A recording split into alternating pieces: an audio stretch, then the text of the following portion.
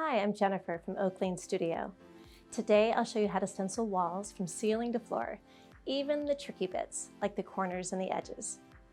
I've used our Cornelius wall stencil with navy latex paint, and you can create a different effect depending on how many layers of paint you use. You can go from bold all the way to muted. That's the beauty of stenciling. You can create the look you want. So let's get started. Here's what you're going to need. Before you begin stenciling, tape around your crown molding or top of wall, your baseboards, and any switch plates. Apply Repositionable Spray Adhesive to the back of the stencil by holding the can about 10 inches away and lightly spraying. Wait at least a minute for the stencil to dry. Start at the top of the wall and work your way down. Use a level to make sure the stencil is straight. Press the stencil flat and tape the outer edges to the wall. Roll the foam roller into the paint and remove excess on a paper towel. It's super important to not have too much paint, or it can seep under the stencil, causing blurry edges. Gently roll the paint over your stencil. Don't be tempted to press hard, and be patient. It will take a few coats to get complete coverage. After about a minute, the paint should be dry and you're ready to repeat. Simply line up your stencil with the elements of the design you've just painted, or use the triangle registration marks in the corners of the stencil.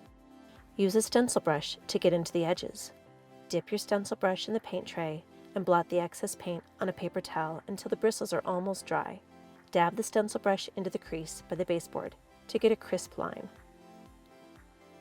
Now tape off the corner of the wall you are moving towards. Position the stencil so it aligns with the previously painted wall, then push it into the corner with your fingers. Tape the top of the stencil and use your stencil brush to dab it into the corner. Included with your stencil is our special topper. Use this stencil to paint the details at the top of the wall where it meets the ceiling or crown molding.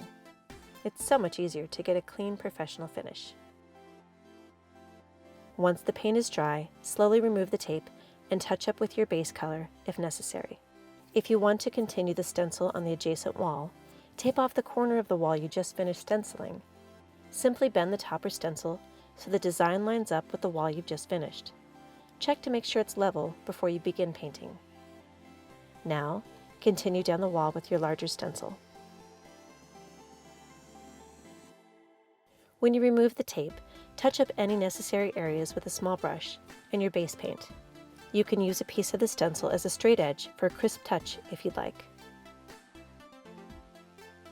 No worries if it's not perfect. This is a hand-painted work of art.